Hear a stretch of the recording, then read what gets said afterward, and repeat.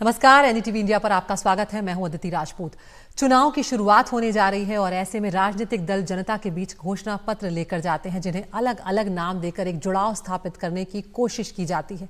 BJP संकल्प पत्र कह रही है तो कांग्रेस न्याय का नाम दे रही है। ये संकल्प और न्याय पत्र असल में मतदाताओं के सामने राजनीतिक दलों की तरफ से रखी हुई वो तस्वीर है जिसमें आपको अगले 5 साल बड़े सुहाने लगेंगे। सवाल ये है कि एनडीए हो या इंडिया ब्लॉक, बीजेपी हो या कांग्रेस, आखिर इनमें से किसका वादा ज्यादा मजबूत, ज्यादा तगड़ा नजर आ रहा है? इसको समझने के लिए हमारी खास रिपोर्ट आपको दिखाते हैं।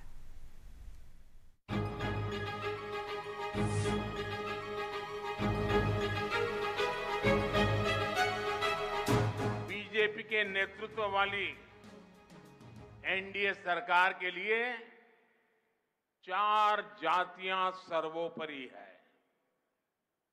जब देश के गरीब, देश के युवा, देश के किसान और देश की महिलाओं का विकास होगा, तभी देश का विकास होगा। प्रधानमंत्री नरेंद्र मोदी जिन 4 जातियों का हवाला देते हैं, इन चारों का प्रभाव लोकसभा चुनाव पर साफ साफ दिखता है। तो सवाल है कि इन चारों तबकों के लिए देश की सबसे प्रमुख 2 राष्ट्रीय पार्टियां बीजेपी और कांग्रेस के पास मैनिफेस्टो के खजाने में क्या है?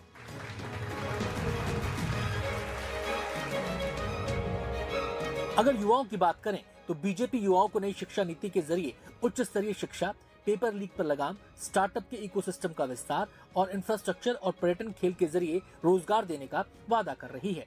वहीं कांग्रेस 30 लाख सरकारी नौकरी, ट्रेनिंग के लिए 1 साल के लिए 1 लाख रुपए और अग्निवीर स्कीम को रद्द करने का वादा कर रही है।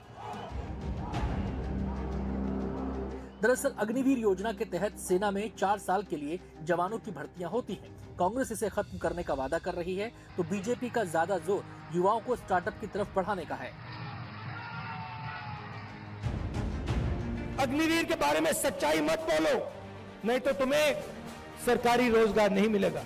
मैं चला हूं, 3000 किलोमीटर चला हूं, वो सारे के सारे युवा मुझसे मिल रहे हैं। सारे के सारे कह रहे हैं कि हमारा सपना तोड़ दिया, हमारा भविष्य बर्बाद कर दिया। छुपाई नहीं जा सकती बात। भारत आज अगर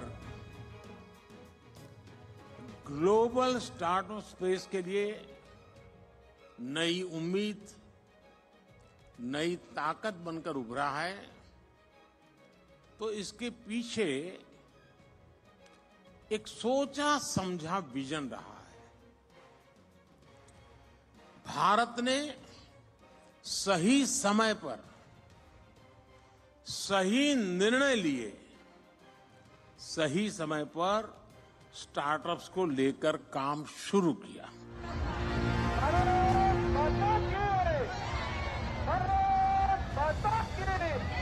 देश में गरीबी के सवाल पर राजनीति काफी पुरानी है। 1971 में इंदिरा गांधी को गरीबी हटाओ के नारे पर ही प्रचंड बहुमत मिला था।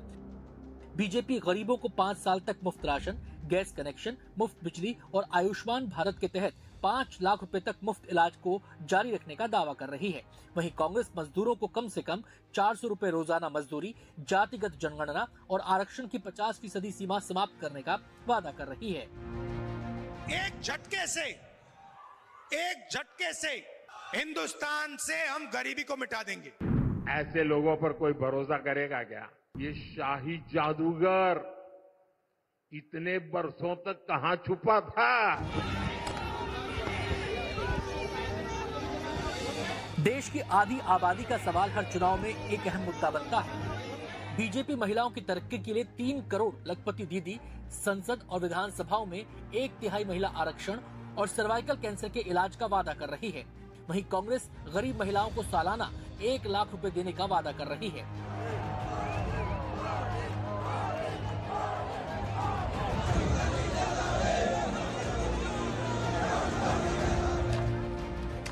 भारत की पहचान दुनिया में किसानों के देश की है।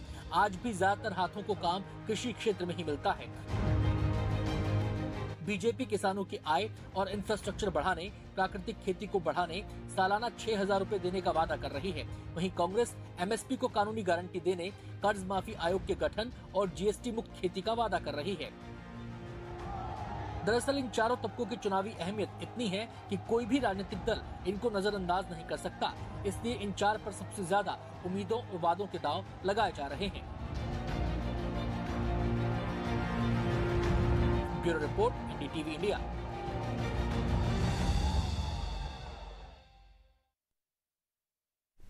लोकसभा चुनाव में इंडिया गठबंधन से जुड़ी पार्टियां कांग्रेस, समाजवादी पार्टी और राष्ट्रीय जनता दल चुनाव तो एक साथ लड़ रहे हैं, लेकिन मैनिफेस्टो इन तीनों पार्टियों ने अलग अलग जारी किया है।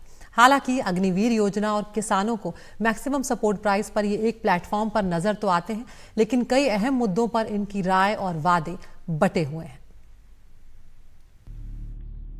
कांग्रेस, समाजवादी पार्टी और राष्ट्रीय जनता दल तीनों एक ही गठबंधन की नाव पर सवार हैं। इन तीनों दलों के ऊपर विपक्ष के लिए उत्तर प्रदेश और बिहार से 120 सीटों की चुनौती है, लेकिन तीनों के अलग अलग घोषणा पत्र सामने आए। हालांकि उसमें कुछ मुद्दे हैं जिनको लेकर तीनों पार्टियों की राय एक है। तीनों इंडिया गुट की पार्टियों ने वायदा किया है कि अगर सत्ता मिली तो राष्ट्रव्यापी आर्थिक, सामाजिक, जाति जनगणना होगी। सेना में भर्ती के लिए अग्निपथ योजना खत्म कर पुरानी रिक्रूटमेंट की व्यवस्था बहाल की जाएगी। एमएसपी की लीगल गारंटी देने का भी तीनों पार्टियों ने वादा किया है। युवा न्याय के तहत हर शिक्षित युवा की पहली नौकरी अप्रेंटिसशिप के साथ पक्की हो जाए, ऐसी एक गारंटी हम दे रहे हैं। और उसके लिए हम 1 लाख रुपए, उसके लिए हम एक अप्रेंटिसशिप कोर्स करने वालों को खर्च करेंगे।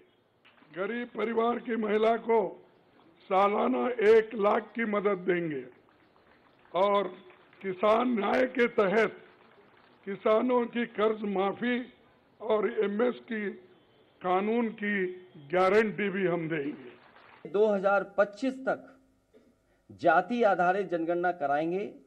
इसके आधार पर 2029 तक सबको न्याय एवं हिस्सेदारी सुनिश्चित की जा सके। किसान कल्याण को लेकर के दुग्ध सहित सभी फसलों के लिए एमएसपी की गणना स्वामीनाथन फार्मूले के तहत हो। समाजवादी पार्टी इस बात को मानती है कि किसानों को एमएसपी दिया जाए। बिना एमएसपी के उनकी खुशहाली के रास्ते पर लाना संभव नहीं है। इसके लिए कानूनी गारंटी के रूप में सभी किसानों को एमएसपी उपलब्ध कराने का काम समाजवादी सरकार या समाजवादी लोग जब कभी सरकार में होंगे उसको लेकर के करेंगे। लेकिन एक जैसे सपने दूसरे मुद्दों पर आकर बिखर जाते हैं। अपने घोषणा पत्रों में कांग्रेस, सपा और आरजेडी तीनों दलों ने बेरोजगारी खत्म करने के लिए रोजगार के नए अवसर पैदा करने पर ज्यादा फोकस किया है, लेकिन इनका वादा एक दूसरे से अलग है। कांग्रेस ने अपने न्याय पत्र 2024 में केंद्र में 30 लाख रिक्त पड़े पदों को भरने और माइनिंग सेक्टर में 15 लाख नौकरियां पैदा करने का वादा किया है, लेकिन आरजेडी ने अपने परिवर्तन पत्र में सीधे 1 करोड़ नौकरियां देने का वादा किया है, जबकि समाजवादी पार्टी ने एससी, एसटी और ओबीसी के लिए आरक्षित पदों को 2025 तक भरने और मनरेगा की तर्ज पर शहरी इलाकों के लिए रोजगार की नई योजना का वादा किया है।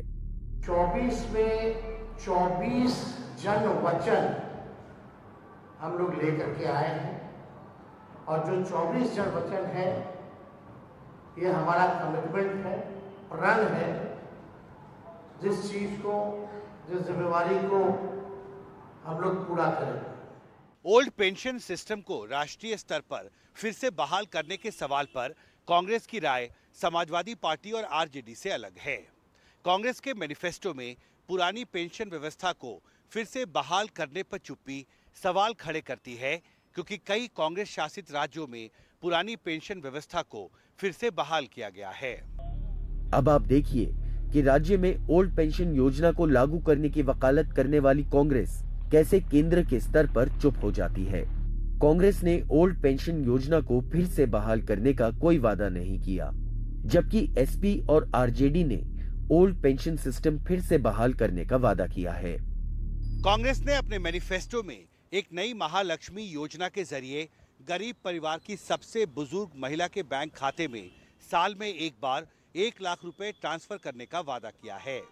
राष्ट्रीय जनता दल ने भी गरीब परिवार की बहनों को साल में एक बार 1 लाख रुपए की आर्थिक सहायता देने का वादा किया है, लेकिन समाजवादी पार्टी के मैनिफेस्टो में गरीब परिवार की महिलाओं को डायरेक्ट कैश सपोर्ट देने का कोई वादा नहीं किया गया है। चुनाव लड़ रही इन तीनों पार्टियों ने एक साझा घोषणा पत्र क्यों नहीं जारी किया? इस सवाल पर इनकी अपनी दलील है। एक मुद्दे पर कांग्रेस, आरजेडी और समाजवादी पार्टी तीनों ही एक प्लेटफॉर्म पर हैं कि बीजेपी और एनडीए को हराना है, लेकिन घोषणा पत्र में कई मुद्दे अलग अलग हैं। कभी इंडिया ब्लॉक में रहे केसी त्यागी इसकी वजह कांग्रेस विरोध में एसपी और आरजेडी के निर्माण को मानते हैं। इनमें से 95% दल कांग्रेस से नाराज होकर गए हैं या कांग्रेस से वैचारिक प्रतिबद्धता अलग है, कांग्रेस को हरा करके कमजोर करके बने हैं। चाहे वो समाजवादी आंदोलन के निकले हुए दल हों, आरजेडी हो, जेडी हो, बसपा हो और समाजवादी पार्टी हो, हम तो उनकी नीतियों से टकरा करके अलग हुए हैं। एनसीपी है, टीएमसी है, इस तरह के दल भी हैं, वो इनसे नेतृत्व से नाराज होकर के निकले हैं। तो सबको अपना अपना स्पेस पॉलिटिक्स में चाहिए। हालांकि बुनियादी तौर पर कई ऐसे मुद्दे हैं जिन पर ये तीनों पार्टियां एकजुट दिखती हैं और इसीलिए इनको भी अपने गठबंधन पर भरोसा दिख रहा है। दिल्ली से पवन कुमार के साथ हिमांशु शेखर की रिपोर्ट, एनडीटीवी इंडिया। राजनीतिक पार्टियां चुनाव में वादे इसलिए करती हैं कि सत्ता में आए तो उन्हें 5 साल में पूरा कर सके। बीजेपी का यह दावा है कि 2019 में जो वादे किए थे उनमें से कई वादे पूरे कर दिए गए हैं। उनमें से 3 मुद्दे तो दशकों से बीजेपी के सबसे महत्वपूर्ण मुद्दे रहे हैं, जिन्हें हर चुनाव में जिनका जिक्र किया गया, और जिनमें से एक है राम मंदिर का मुद्दा।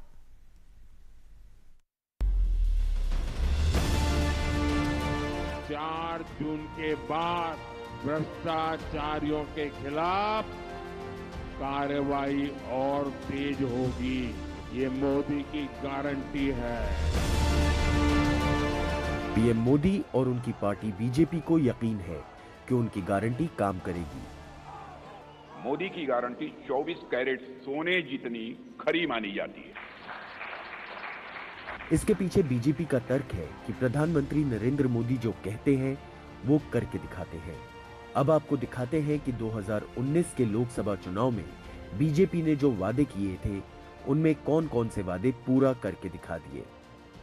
मोदी सरकार ने अयोध्या में राम मंदिर के निर्माण के अपने वादे को पूरा किया, जम्मू कश्मीर में लागू संविधान के अनुच्छेद 370 को खत्म किया। उसी तरह उत्तराखंड विधानसभा से पारित समान नागरिक संहिता अधिनियम राष्ट्रपति की सहमति से कानून बन गया। इस बात का प्रमाण ये तीनों ऐसे मुद्दे हैं जिनको बीजेपी अपना सबसे कोर मुद्दा मानती रही है। अनुच्छेद 370 के सभी खंड लागू नहीं होंगे सिवाय खंड 1 के नामक। इनके अलावा बीजेपी ने और भी कई वादों को पूरा किया। संसद और विधानसभा में महिलाओं के लिए 33% आरक्षण का भी वादा पूरा किया और इसके लागू करने के लिए कानून बनाया।